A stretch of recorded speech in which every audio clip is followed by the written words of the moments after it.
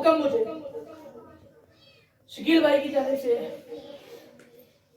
کہ اس be be کے مسائل پڑھے جائیں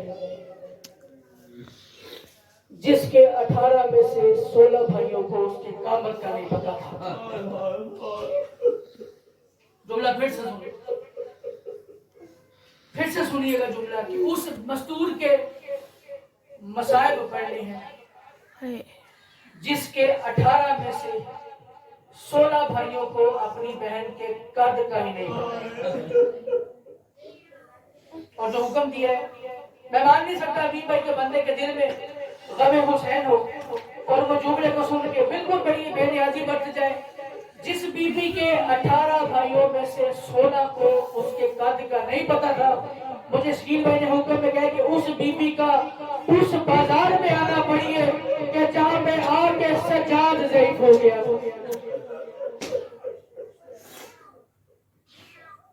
بازار شام کے حوالے سے حکم ملا گفتگو کرو. بازار شام میں سجاد بھائی پہنچنے سے پہلے اس قافلے میں 2 منزلیں کم از کم بازار کوفہ جو مین بازار ہے اور دربار اسقلان, کیونکہ 3 دربار عالیہ نے جانے کا اتفاق ہوا. 9 پیشیاں علی کی بیٹی نے لی, لیکن شام میں آنے سے پہلے کوفے کے دربار میں گئی, پھر اسقلان کے دربار میں گئی. میں کسی دربار کی کوئی حالت نہیں پڑتا. کم سے کم 15 منزلیں کراس کر کے جناب زینب عالیہ اپنے قیدیوں کی اسیر بنتے ہوئے, ان کی سفیر بنتے ہوئے, سید سجاد کے ہمراہ عباس والا کردار نبھاتے ہوئے شام کے مرکزی بازار میں, میں نے پچھلی کوئی منزل کی بات نہیں کی ہے, بس شام کا بازار عزادارو وہ واحد بازار ہے, شام کا بازار وہ واحد بازار ہے جہاں پر 15 اذانیں علی کی بیٹی نے کھڑے ہو کے سنی. کم از کم 15 اذان. تاریخ کا مطالعہ کرنے ہیں حبیب بھائی مجید بھائی, اس میں ملے گا باب 7. باب 7 کیوں کہا جاتا ہے؟ عزادار کا دل نازک ہوتا ہے, دکھے گا مجھے معاف کرے گا. 72 گھنٹے علی کی بیٹیوں کو کھڑا ہونا پڑا. پوچھئے مجھ سے استقبال کی تیاری ہو رہی تھی, کیوں کھڑا رکھا؟ جب 72 گھنٹے کے بعد شام کا مرکزی دروازہ کھلا ہے تو 5 لاکھ کا ہجوم تھا جو تماشائی تھا. جناب سید سجاد کے پاس ملون کا ایک پیغمبر آیا, ہاتھ میں ایک تحریر پڑھ کے سید سجاد کا زندگی میں پہلی مرتبہ سرخ آنسو آنکھ سے نکلا. جناب سید سجاد کا سرخ آنسو نکلا. جناب عالمہ غیر معلمہ بی بی نے ایک دفعہ سید سجاد سے مخاطب ہو چکا, سید سجاد اکبر کے سینے میں برچی لگی, تو رویا ضرور ہے لیکن تو آنسو رویا ہے, تو خون نہیں رویا. تیرے بابے کا سر تن سے جدا ہوا ہے, تو رویا ضرور ہے, تو آنسو رویا, تو خون نہیں رویا. ہمارے خیمے جل کے سجاد, تو آنسو رویا, تو خون نہیں رویا. ہماری چادریں چھن گئی, تو آنسو رویا, تو خون نہیں رویا. ہم ابن زیاد کے دربار میں گئے, تو آنسو رویا, تو خون نہیں رویا. ہم نے اسقلان کے دربار میں پیشی دی, تو آنسو رویا, تو خون نہیں رویا. سجاد مجھے یہ بتا تجھے خون کس بات نے رلایا ہے؟ سید سجاد نے منہ پہ ماتم کر کے ایک فکر کا, اما ملون کا حکم ہے کہ ابھی تک علی کی بیٹی محمل میں سوار ہو کے آئی تھی, اب علی کی بیٹی کو 5 لاکھ کے ہجوم میں سے پیدل چل کے جانا ہوگا. بیٹے کا ماتھا چوم کے سیدہ کہتی ہے سجاد تو خون نہ رو, اور جیسے حسین اکبر کی لاش میں گیا تھا میں بھی بازار عبور کر لوں.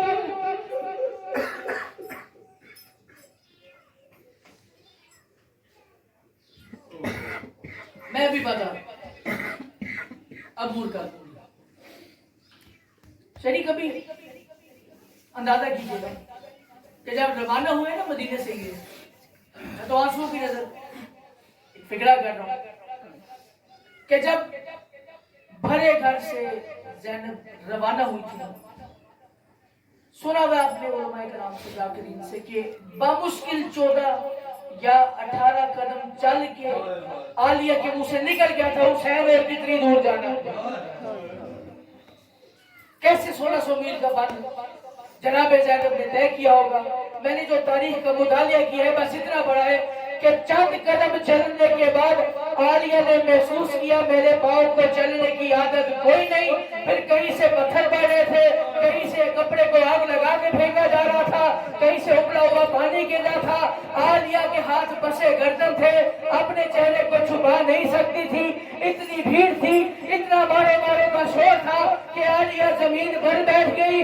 پھر کتابیں لکھتی ہیں کہ زینب کو ایسے چلایا گیا کہ زینب کی پشت میں تازے آنے لگنے شروع ہو گئے، جیسے حسین اکبر کی لاش میں آئے تھے ایسے زینب چلتی ہوئی جا رہی تھی، ہر موڑ پہ یہی کہہ رہی تھی مسلمانوں کہ میں سچی ماں کی بیٹی ہوں، اب مجھے اس موڑ پہ چادر دے دو، میں اگلے موڑ پہ واپس کر دوں گی۔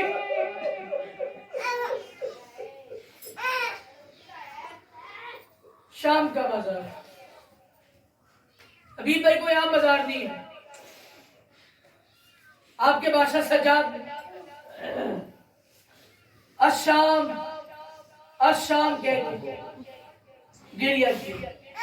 میرے والد صاحب کے ایک شعر تھے، انہوں نے لکھا تھا کہ صحرا کی لال آندھی گل اب بھی ڈھونڈتی ہے۔ میں ان کے بلندی درجات کے لیے یہ شعر پڑھ رہا ہوں، اچانک یاد آ گیا۔ صحرا کی لال آندھی گل اب بھی ڈھونڈتی ہے کیا، زینب کے سر کی چادر سجاد کی جوانی،